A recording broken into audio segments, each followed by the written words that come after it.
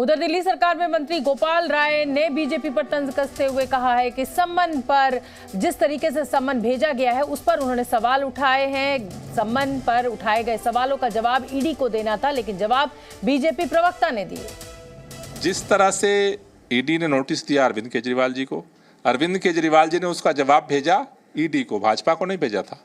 लेकिन ईडी का जवाब अभी तक नहीं आया, भाजपा जवाब देने आ गई। किस लिए भाई? आपका ईडी से क्या संबंध है? ईडी के आप डायरेक्टर हो, ईडी के प्रवक्ता हो, क्या हो आप ईडी के?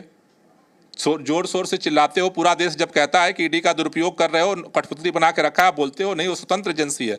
स्वतंत्र एजेंसी ने एक नोटिस दिया मुख्यमंत्री को, मुख्यमंत्री जी ने नोटिस उसका जवाब दिया ईडी को। आप जवाब देने क्यों आते हो? आपको बेचैनी क्यों हो रही है? बेचैनी इसलिए हो रही है कि वो नोटिस आपने जारी की थी, आपको भरोसा नहीं है कि ईडी क्या जवाब देगी, इसलिए आप जवाब देने आ गए मीडिया के सामने। भारतीय जनता पार्टी ये दुरुपयोग करना बंद करे, अब ये नाटक सबको समझ में आने लगा है।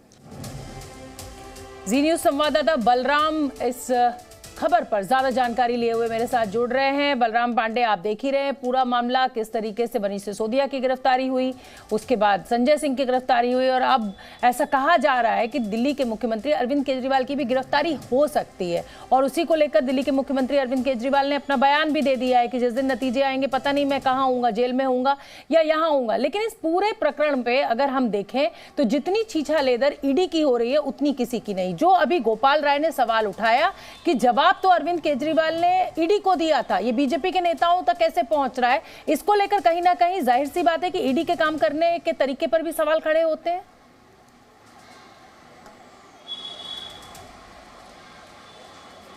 बिल्कुल, देखिए जिस तरीके से दिल्ली के मुख्यमंत्री अरविंद केजरीवाल ने ईडी को पत्र लिखा और जिस तरीके से पत्र के माध्यम से उन्होंने सवाल खड़े किए, उन्होंने कहा कि ईडी ने हमें नोटिस तो दिया लेकिन ये नहीं बताया कि हमें किस हैसियत से बुलाया जा रहा है। हमें गवाह के तौर पर बुलाया जा रहा है, हमें मुख्यमंत्री के तौर पर बुलाया जा रहा है, हमें आम आदमी पार्टी का राष्ट्रीय संयोजक होने के नाते बुलाया जा रहा है, या हमें संदिग्ध के रूप में बुलाया जा रहा है, ये स्पष्ट नहीं है। साथ ही अगर ईडी उन्हें 30 अक्टूबर को एक नोटिस जारी करके पूछताछ के लिए बुलाती है तो नोटिस के एक दिन पहले ही बीजेपी के सांसद मनोज तिवारी कैसे कहते हैं कि अब अरविंद केजरीवाल की बारी है और अब उन्हें गिरफ्तार होना होगा। तो कहीं ना कहीं उन्होंने ये भी आरोप लगाया कि जिस तरीके से जो समन है वो लीक हुआ है उससे कहीं ना कहीं उनकी छवि को धूमिल करने की कोशिश की गई।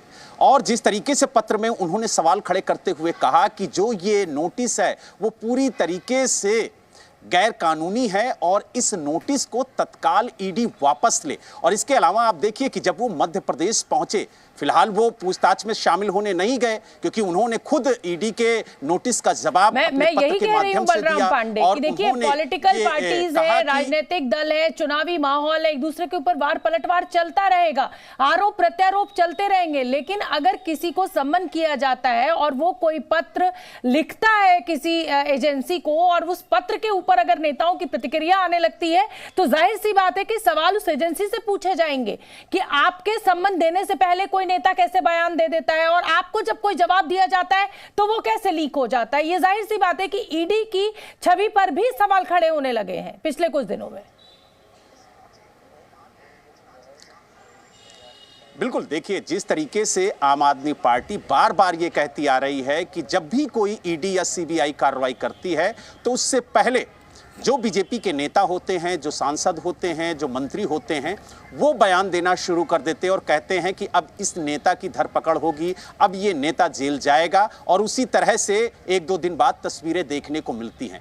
यही वजह है कि बार बार आम आदमी पार्टी ये सवाल खड़े कर रही है कि आखिरकार ईडी जब कार्रवाई करती है तो उससे पहले बीजेपी के नेताओं को कैसे पता चल जाता है। और इस बात को लिखित तौर पर दिल्ली के मुख्यमंत्री अरविंद केजरीवाल ने उठाया और पत्र के माध्यम से ईडी से पूछने की कोशिश भी की है। अब देखने वाली बात यह होगी कि जिस तरीके से दिल्ली के कैबिनेट मंत्री गोपाल राय ने सवाल खड़े किए कि जब ईडी ने नोटिस दिया और नोटिस का जवाब मुख्यमंत्री ने दिया तो बीजेपी के नेता ईडी के प्रवक्ता बिल्कुल, मेरा भी सवाल वही है कि चाहे वो आम आदमी पार्टी के नेता हो, अगर ईडी ने सम्मन किया है तो वो कैसे उस सम्मन को चैलेंज करने के लिए इस तरीके का आरोप लेके प्रेस कॉन्फ्रेंस कर सकते हैं? और अगर आम आदमी पार्टी के मुख्यमंत्री अरविंद केजरीवाल ने जवाब दिया तो वो फिर उसके ऊपर लेके बीजेपी के नेता कैसे प्रेस कॉन्फ्रेंस कर सकते हैं? इससे तो कहीं ना कहीं एजेंसी के ऊपर ही सवाल खड़े होते हैं। बहुत बहुत धन्यवाद बलराम आपका इस पूरे अपडेट के लिए। जी न्यूज़।